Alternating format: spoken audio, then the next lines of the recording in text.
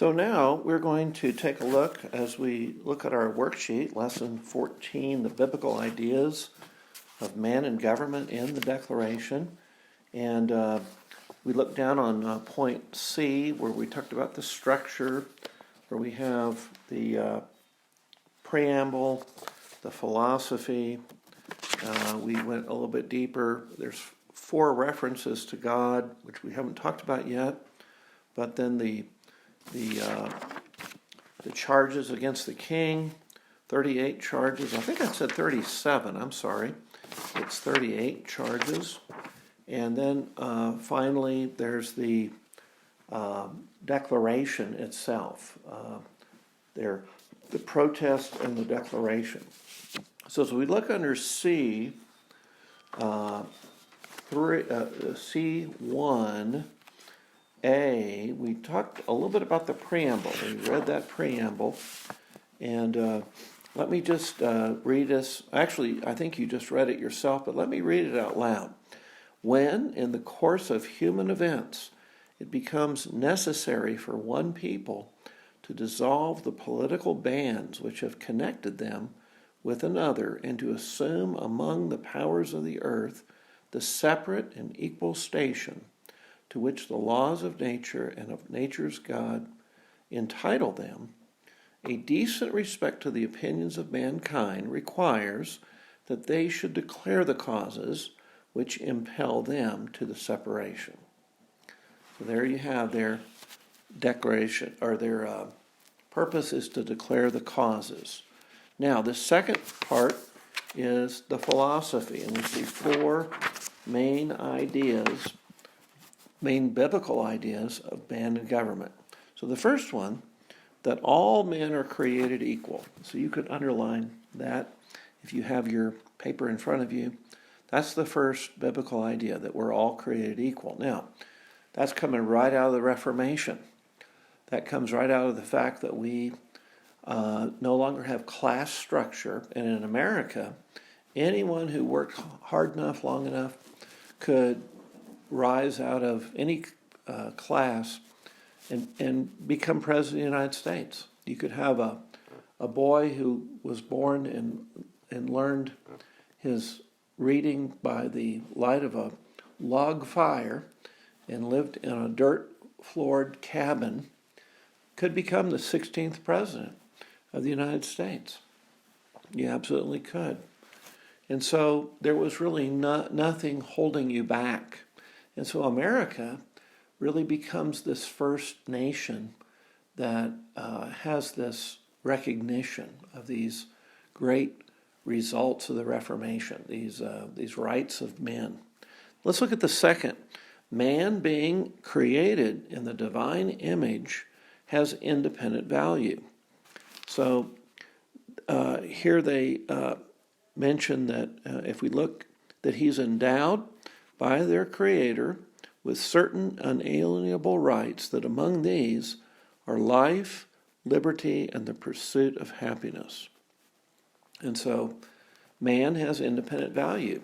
See, we're made in God's image, and so it doesn't matter if we're tall, if we have a defect of some sort, a physical defect, a handicap, doesn't matter.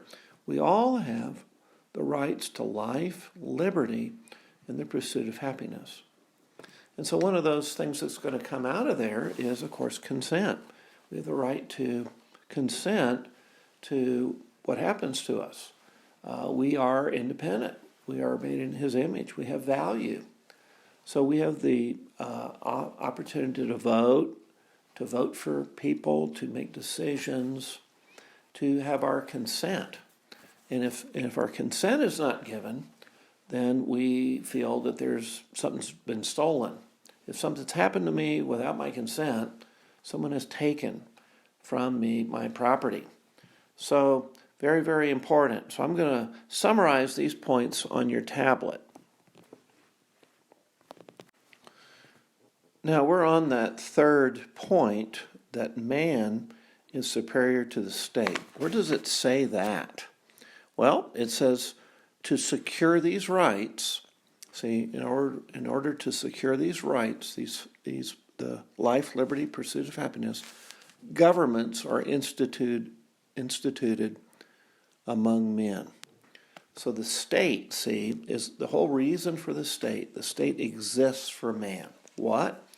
To secure those rights. So the state does not exist for any other reason. The state, it defends the people, does things that will help secure those rights. The state does not take on a life of its own. Then it's no longer under man. It becomes something that rules over men. Now look what it says here, number 4. The state exists for man. And that's really another way of stating that, it's a corollary, really, of point 3. Man is superior. We're the one made in God's image, not the state. And so the state, therefore, exists for man to secure those rights. Now, we have 2 points about that it says it derives its powers. So this shows why we exist for man. Well, why the state exists for man. It derives its power from the men and women, I'll just say the governed. It derives its power from the governed. So men and women have their rights secured, and we are the ones that grant powers to the state. The state doesn't have a life of its own.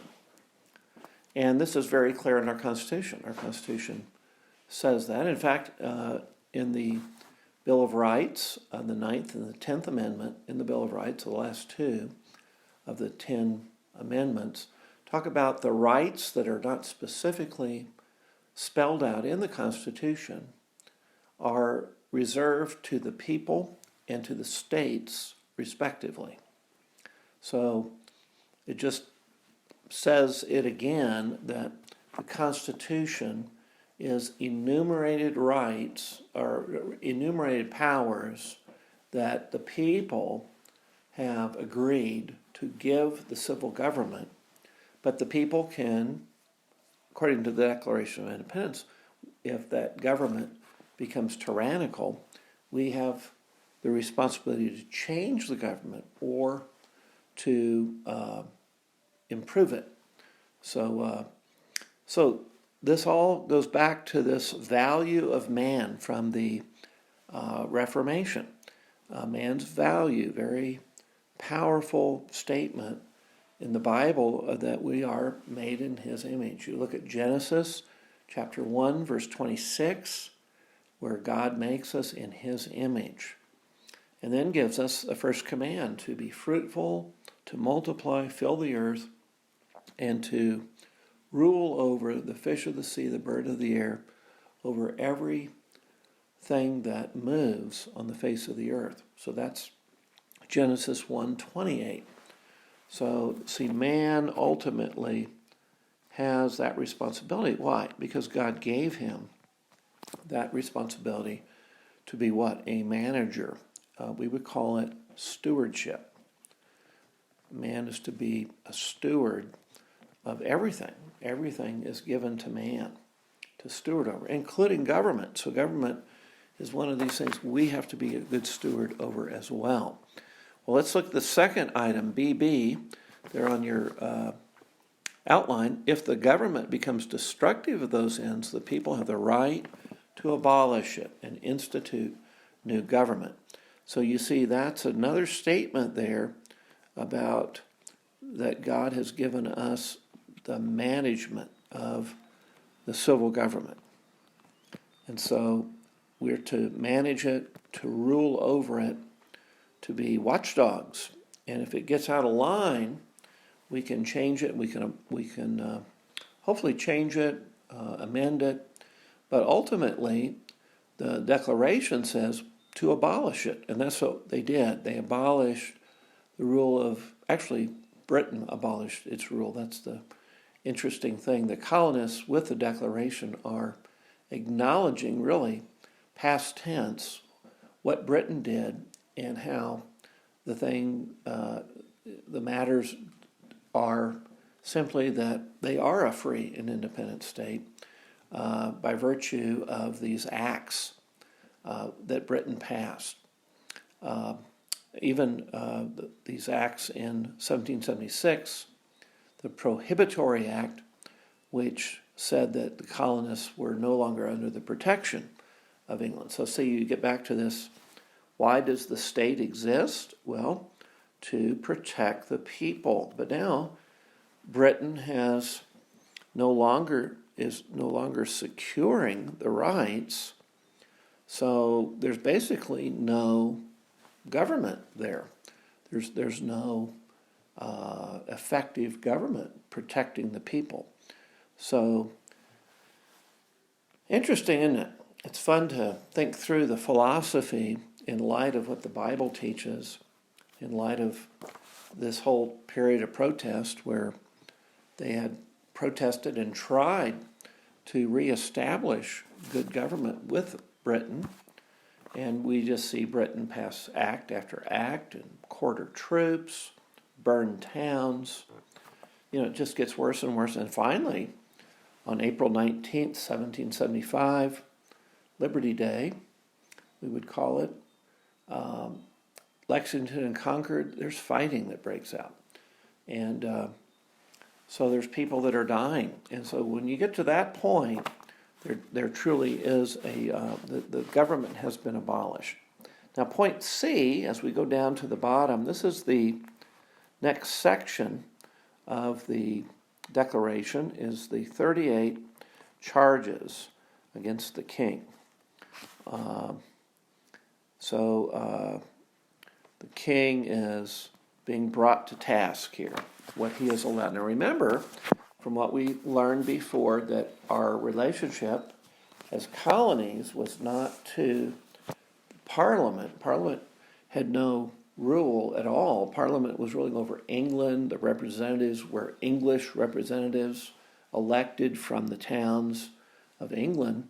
So our colonies were all set up with grants and charters signed by the king, all 13 colonies, the king. So our relationship was with the king, and that's why the focus here is on what the king has done. Because ultimately, Parliament really doesn't have anything to do with these colonies. So here are some of the things. He's called together legislative bodies at places unusual, uncomfortable, and distant from the depository of their public records for the sole purpose of fatiguing them into compliance with his measures.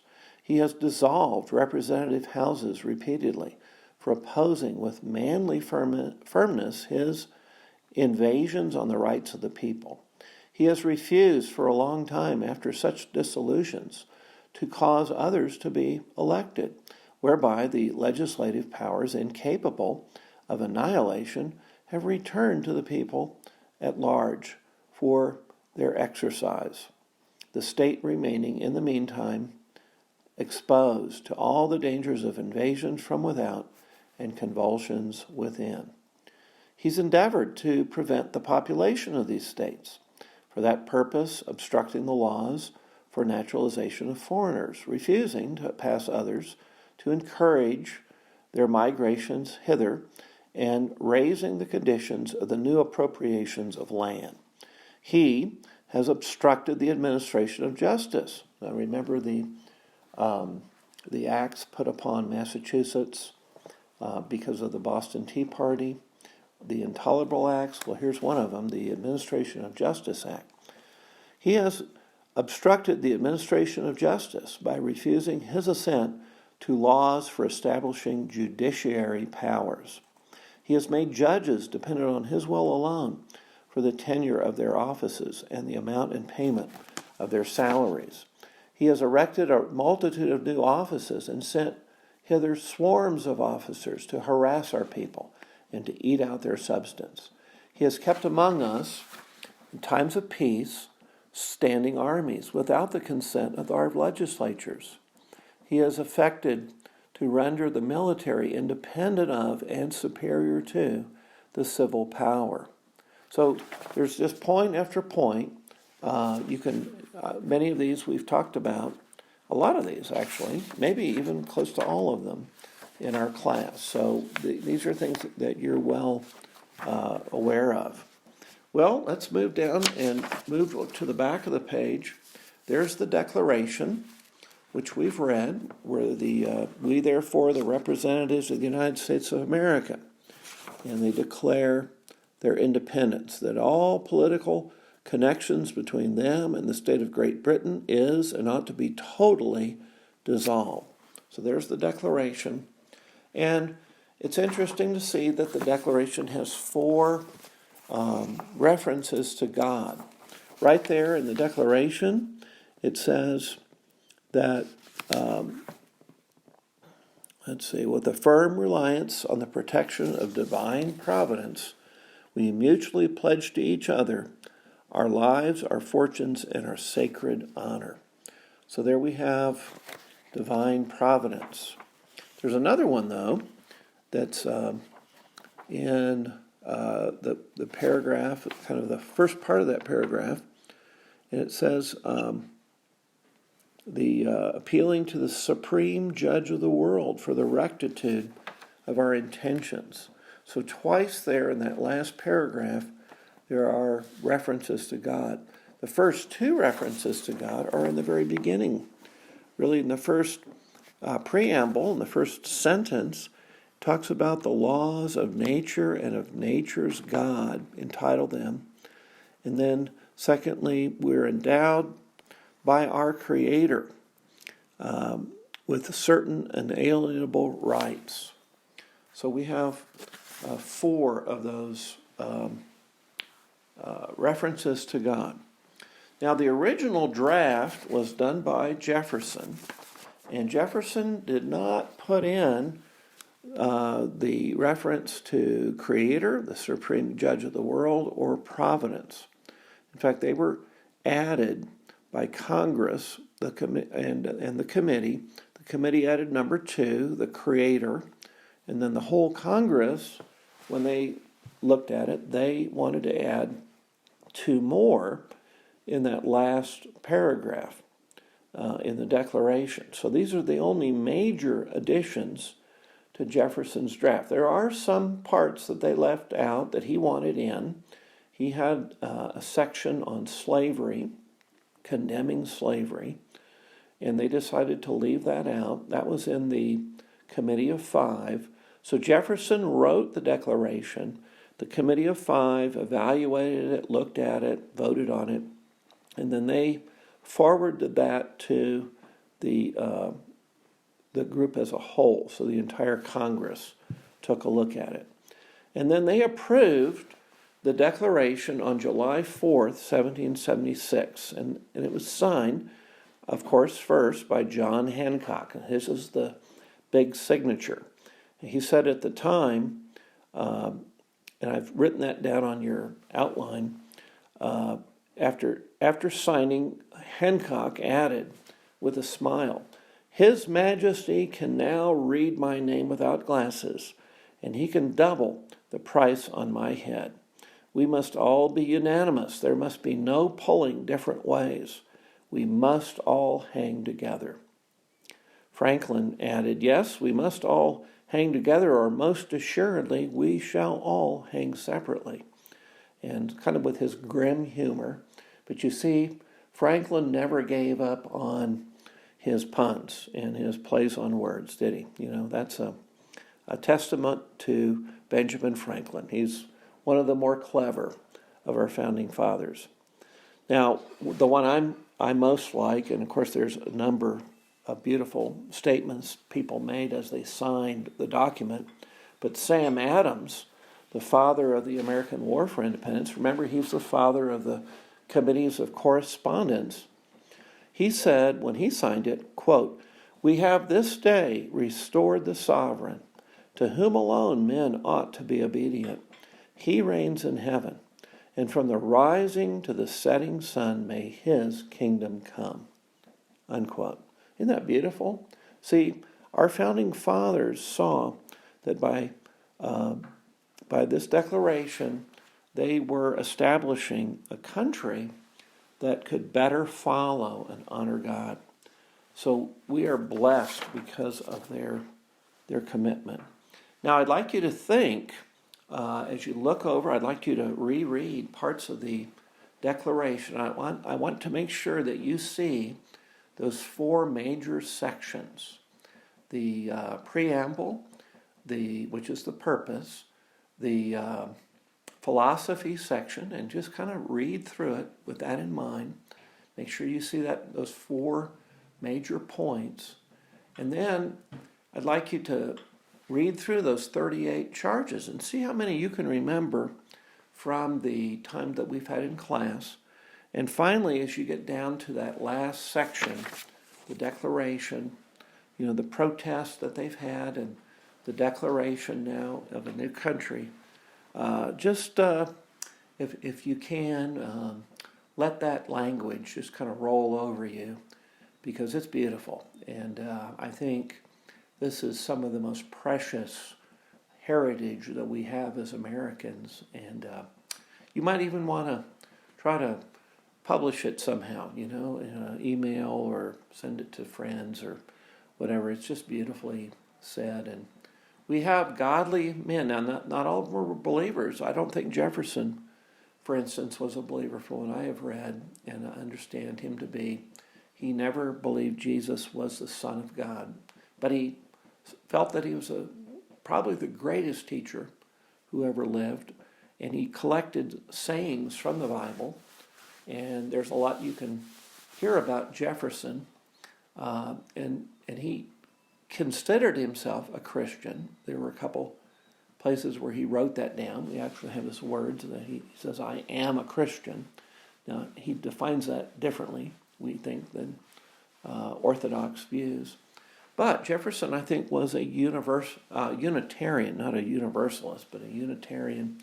He believed in God, but he didn't believe that Jesus was divine. And Franklin, very similar. And those are the two that I would say are clear Unitarians. They both had a belief about God. They both believed God intervened in the world. So that would not mean they were a deist. A deist believes God created everything and then he backed away, never to get involved. And the world just kind of works ahead like a clock.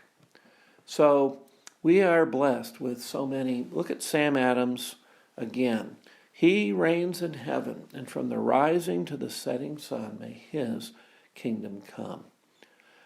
Franklin looked at the back of the chair that Hancock sat in, and it had a rising sun figure. And this is later during the Constitutional Convention. Franklin is there for the Constitution.